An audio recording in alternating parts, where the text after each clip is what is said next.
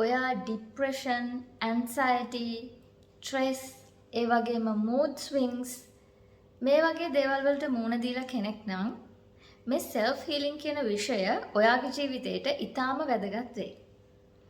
මොකද මගේ ජීවිතෙත් ඒ වගේ කාලවල වලදී තමයි මේ self healing කියන විෂය මම ජීවිතයට එකතු කරගත්තේ.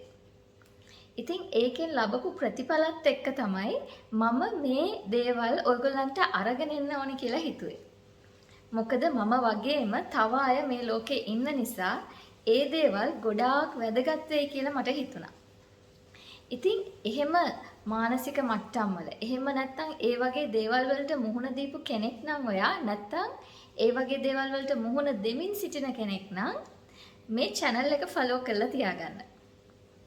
self healing ගැන ඉදිරියේදී මම ගැඹුරින් කතා කරන්න බලාපොරොත්තු වෙනවා. සතුටින් ඉන්න self healing